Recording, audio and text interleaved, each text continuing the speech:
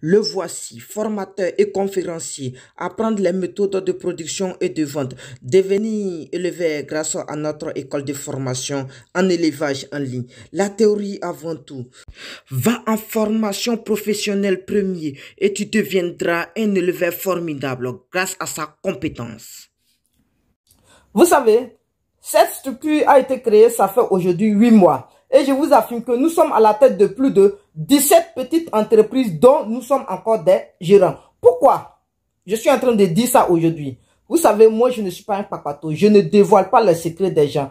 Même tout ce que je suis en ligne, tout ce que je suis les femmes, ils peuvent témoigner. Je n'ai jamais pris une petite photo de la femme de quelqu'un pour lancer. Je ne peux jamais dévoiler le nom de quelqu'un, même sur les réseaux sociaux. Moi, c'est moi seul qui sors dans les vidéos. Et ce sont mes fermes que je présente dans les vidéos. Si vous voyez une ferme en direct ici, c'est qu'il s'agit de moi-même, ma ferme. Mais moi-même, j'ai des fermes que je ne présente d'ailleurs pas. Voilà, on n'est pas là pour présenter son projet, mais on est là pour dire comment on peut aider les autres. Alors, bref, donc écoutez, je dis aujourd'hui, je gère plus de 17 petits projets de certaines personnes. Voilà, il y a des gens en France, il y en a aux États-Unis, il y en a au Maroc, bref, partout dans le monde. Alors, vous savez pourquoi cette structure a été créée? La structure a été créée dans le but d'aider tous les ressortissants africains qui se retrouvent aujourd'hui à l'étranger, voulant chercher quelque chose pour revenir investir. Mais il est arrivé à un moment où c'est difficile pour eux. J'ai pris le temps, j'étais assis, j'ai réfléchi, si bien que je suis bien un étudiant, moi je suis en physique chimie, je fais gestion commerciale dans une université privée et je suis à la tête de plusieurs entreprises aujourd'hui, qui sont au noir d'ailleurs. Voilà, je suis à la tête de plusieurs entreprises. Je suis à la tête de Benjo Assistance Éducative, qui est un collège privé. Quand je dis collège privé, bon, c'est une structure qui donne des cours à domicile. Donc, il y a des professeurs dedans et après, à la fin du mois, je récupère l'argent et c'est moi qui les paye. C'est moi qui ai créé cette organisation. Au niveau de l'agence investie dans l'élevage, la chaîne qui est là, je suis encore le fondateur de cette structure où on donne les formations en ligne. On fait ici le coaching du développement personnel et on est encore gérant des projets de certaines personnes. Et j'ai encore des femmes dedans. Vous voyez. De plus, j'ai encore investi dans une société en ligne. Donc, vous comprenez. Donc, je suis à la tête de certaines entreprises. Mais je ne vais pas m'arrêter là. Parce que il y a des gens qui veulent devenir aussi certaines personnes, des experts dans le plan financier. Mais, ils n'ont pas les capacités nécessaires d'avancer seuls. Donc, j'ai décidé de voir dans la vision de mes frères qui sont aujourd'hui à l'étranger. Au nom de Dieu, ils ne dorment pas. Au nom de Dieu, ils ne mangent pas bien. Au nom de Dieu, ils sont dans des conditions pénibles. Surtout, quand les jeunes Marocains, quand les jeunes Algériens, quand les jeunes Ivoiriens qui sont en France, qui sont, je sais pas, on dit château, je sais pas. Souvent, quand ils m'appellent, je pleure. Quand ils me décrivent leurs conditions de vie, je pleure. Je dis, mais on doit les aider. En faisant quoi? Parce que, avec son peu de moyens, l'argent qu'il a là-bas, peut-être on peut le braquer avec. D'ailleurs, c'est ce qui se passe beaucoup. Quand quelqu'un vient, elle dit quand ils ont de l'argent, ils ne savent pas où garder. Bien. Et quand ils donnent à quelqu'un de les créer compte chez eux, au pays, souvent, ils ne voient plus les traces de la personne. Vous comprenez un peu? Alors, donc j'ai décidé de créer une organisation qui peut aider tout le monde. Tous ceux qui sont à l'étranger, tous ceux qui sont à l'étranger dans ce monde entier. Et dit, bon, ok, on peut s'aider ici. Si tu as un peu d'argent, tu peux pas prendre cet argent, venir, trouver encore aussi dans la main pour créer toi-même ta propre structure. On est d'accord? Parce que prendre le billet d'avion, venir avec le temps que tu vas perdre, tu vas voir que le peu d'argent que tu as, pour ne pas que ça soit volé par les autres, ou bien pour ne pas que ça soit dilapidé, pour ne pas travailler durant toute sa vie comme un esclave, j'ai dit, ok, il n'y a pas de souci, venez, on va s'entendre et on va signer des partenariats de business. C'est comme ça. Aujourd'hui, certaines personnes ont clairement vu la vision. Alors, donc, pleinement, ils se sont lancés. D'autres se sont lancés avec les nombres de 25 millions, les nombres de 15 millions, les nombres de 10 millions, les nombres de 1 million, les nombres de 800 000. Bref, ça dépend. Moi, je ne trie pas un montant ici. Écoutez bien, je ne trie pas un montant. Quel que soit, tu me décris ton problème. Les gens, bon, vous le savez. Voilà, d'autres, ceux qui ont des petits montants, qui sont avec moi. Tu me décris ton problème. Quel que soit alpha, moi, je vais te trouver une solution. Si on voit que ton argent est impossible de créer toi-même ton propre projet, un projet personnel pour toi, on peut t'associer dans le but de créer une société pour des personnes associées. On fait ça. Il y a des gens qui se sont associés et où je suis le gérant de leur projet. Alors, tout ça, qu'est-ce que je vais en dire? Vous savez, j'ai toujours dit, quand vous voulez investir, méfiez-vous de vos familles. Méfiez-vous des membres de vos familles. D'accord. Pourquoi je vous demande de vous méfier des membres de vos familles? Parce qu'on a vu plusieurs cas. Si je voulais aller droit dans le but, vous allez voir qu'aujourd'hui, je devrais avoir un projet de plus de 25 personnes aujourd'hui dans ma main, mais seulement 17 personnes sont restées. Les autres là, je les ai rejetés. Les autres là, je les ai laissés. Parce que on ne vient pas ici pour se montrer. On ne vient pas ici pour dire des choses comme si tu veux humilier les gens. Comme si toi, c'est à cause de toi ton argent, les autres sont là. Non, je suis désolé. Quand même, je suis désolé. Voilà, ce que je viens de citer là, je suis désolé. C'est parce que même si dans la mer, il y a l'eau dedans, quand il pleut, ça ne refuse pas l'eau. Même quand il pleut petit, même quand il pleut petit, ça tombe encore dans la mer. Pourquoi? Parce que un jour, la mer, ça peut se vider. Parce que il y a des rivières qui en ont besoin. Donc la mer est obligée de couler pour aller nourrir certaines rivières. Et c'est comme ça. Alors, aujourd'hui, il y a quelque chose qui m'a été choqué. Vous savez, ça m'a été choqué. Je vais dire cette histoire et après, je vais vous dire pourquoi il ne faut pas aller avec ces personnes. Vous savez, avant-hier, on a dit, bon non, dans cette semaine, dans la semaine, j'ai eu à signer des contrats. Voilà, j'ai eu à signer certains partenariats avec certaines personnes donc qui veulent investir. Et celui avec qui il y a eu même des arrangements. Quelqu'un qui n'a même pas payé le droit. Parce que quand il m'a dit son budget, son chiffre d'affaires, il dit non, bon, si il doit me payer le droit, ça serait tentant, j'ai vu ça, il dit ok, il faut être, en tout cas, il faut être simple avec ces personnes. Voilà, parce que ils ont un peu, mais vu qu'ils nourrissent déjà l'idée, ça veut dire, demain, vous pouvez faire plein de choses ensemble. Demandez. Et il y a certaines personnes, aujourd'hui, ils veulent des conseils. Je dis, une fois que tu n'as pas payé ma compensation, impossible de passer mon temps avec toi, discuter avec toi. Ils savent. Tu m'appelles, je ne décroche pas. Souvent, bon, eux-mêmes, ils savent. Voilà. Donc, il y a certains budgets, quand on vient ici, moi, je ne prends pas de compensation. Je vous affirme que la compensation pour faire un devis correct, pour signer ton contrat de partenariat de gérance là, si je n'ai rien pris d'abord avant de faire les papiers, c'est pas en moins de 200 000 francs. Écoutez, c'est pas en moins de 200 000 francs. Je prends ça d'abord. C'est mon droit. Parce que vous savez, quand vous venez et puis vous dites non, comme ça, la connexion qu'on utilise là, pour faire ce genre de choses là, les vidéos on a fait et puis tu as regardé, tu nous as appelé, tu dis non, tu es intéressé là. Vous pensez que nos connexions là, on a ramassé et puis on a mis dedans? Non. L'endroit où on est, ça veut dire le bureau où on fait ces genres de choses-là. Vous pensez que le bureau, là, c'est nous qui avons construit? Non. À la fin du mois, on paye. La connexion qu'on utilise. Et on sait, c'est devenu dur en Côte d'Ivoire. Souvent, quand vous dites, bon, faites telle chose, faites telle chose. Le devis. Moi, j'ai payé la formation pour comprendre. Pour savoir faire un devis. Pourquoi tout le monde ne peut pas faire un devis? Donc, comprenez cela. On est d'accord? Je suis allé à l'école pour apprendre à écrire. Ça veut dire quoi? Quand je partais à l'école, ils ont misé dans mon école. Donc, je ne peux pas venir te faire des choses gratuitement ici. Non, impossible, mes frères. Impossible, mes soeurs. Ceux qui pensent comme ça, là, je vous affirme qu'ils ne peuvent pas avancer. Il faut connaître ton droit. Dis-moi où tu es, où tu travailles. Tu peux aller travailler pour quelqu'un à la fin du mois qui ne va pas te payer. Quelqu'un peut utiliser ta journée sans te payer alors que toi, tu payes maison. Tu vis de ça. Impossible. Donc, je suis désolé de le dire. Alors, c'est pas ça l'histoire. Hein. L'histoire.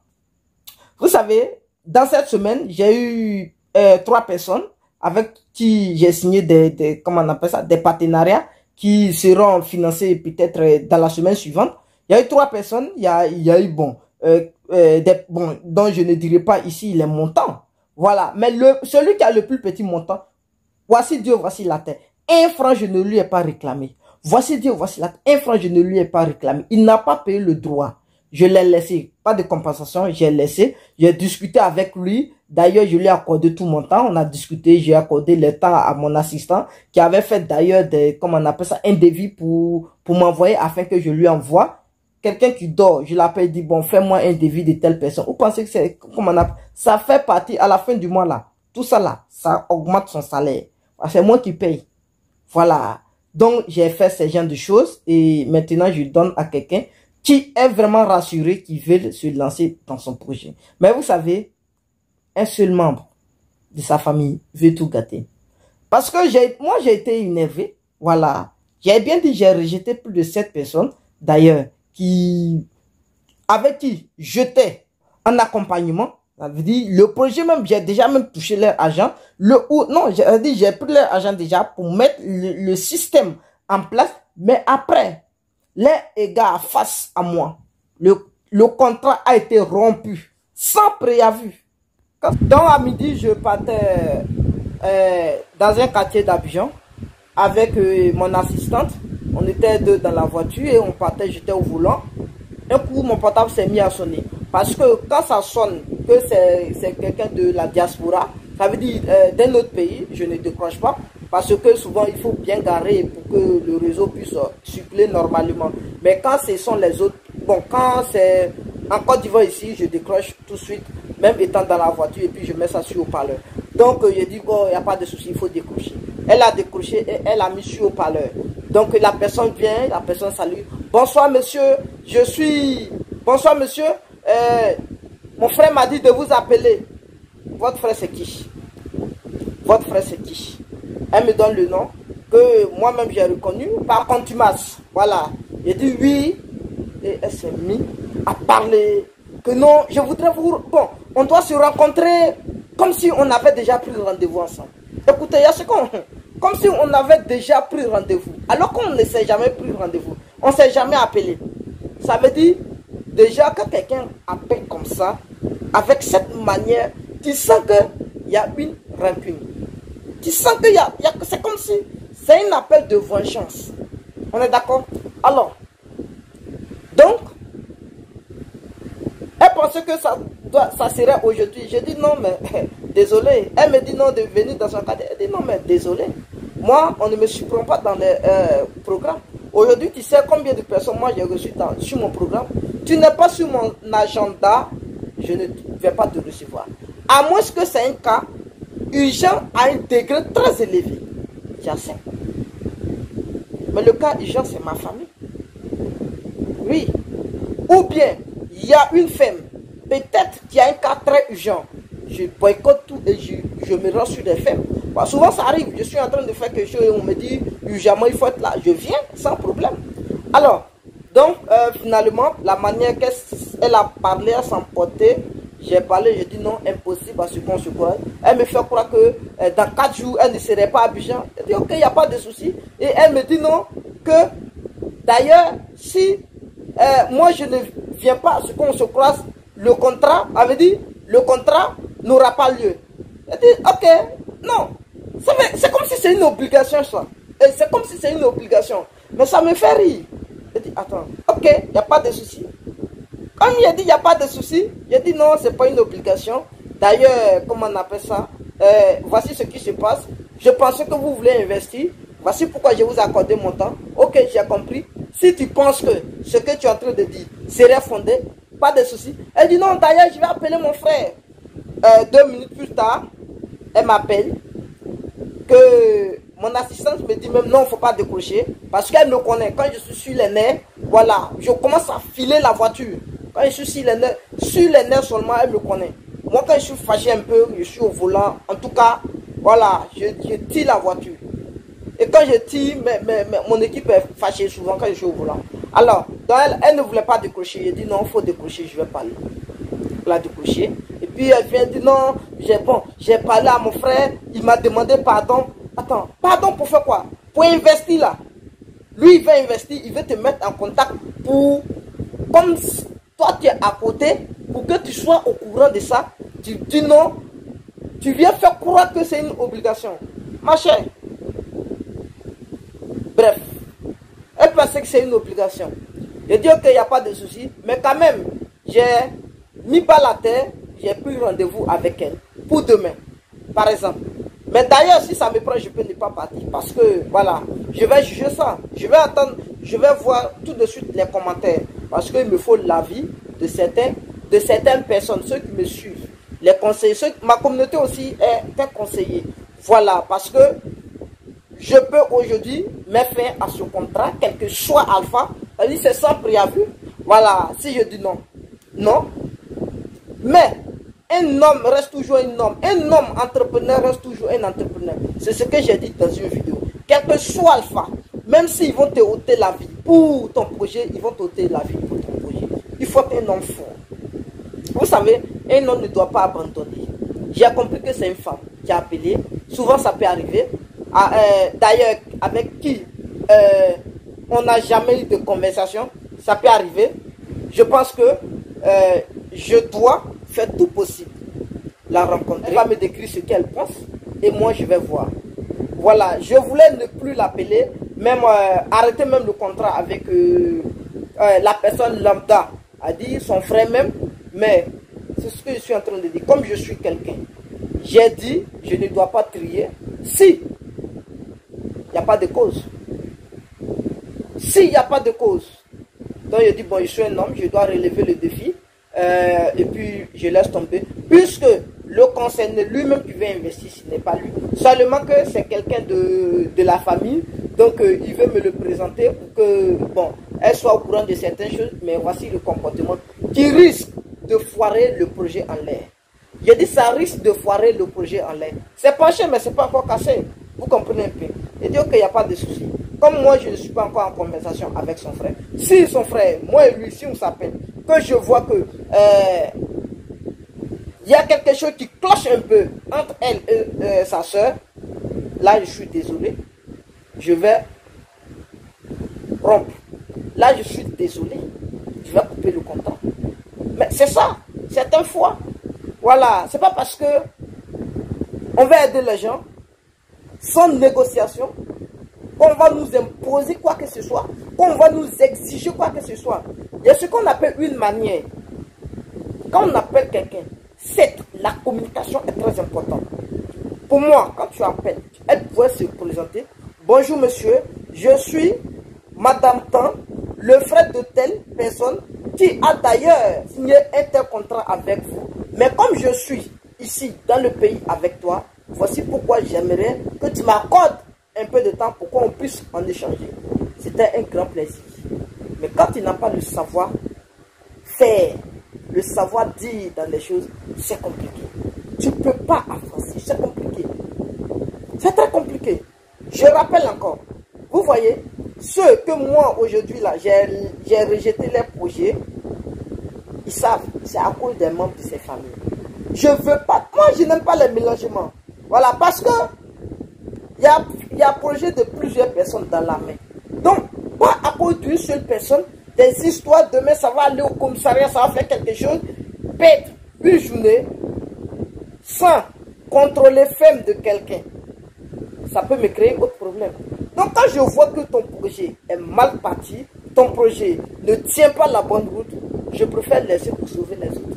Ah oui, d'ailleurs, parce que je ne peux pas mettre ma tête dedans pour que ça vienne. Quand je vais perdre la journée sans contrôler certaines choses, à cause de ton projet, peut-être aujourd'hui, on a tous vu. La fois dernière, j'ai fait une vidéo, j'ai même critiqué ça. Vous avez vu, encore du 1, 2, 3, comme ça, 1, 2, 3, comme ça. Les autorités qui n'ont, bon, certaines fois, Voilà, quand ça arrive, eux, ils ne prennent pas aussi le temps de décortiquer tout à fait un PV. Voilà, donc vous voyez un peu. Donc, chers frères, chères soeurs, si vous voulez investir, faites attention à vos soeurs et à vos frères.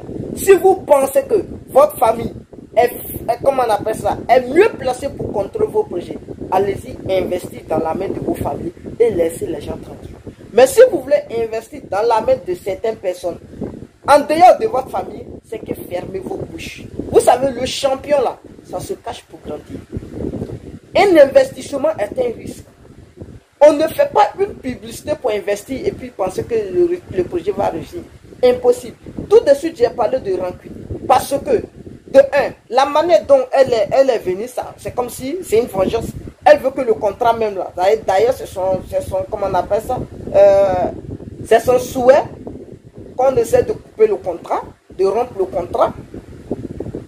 C'est pourquoi elle s'est emportée comme ça. Vous comprenez?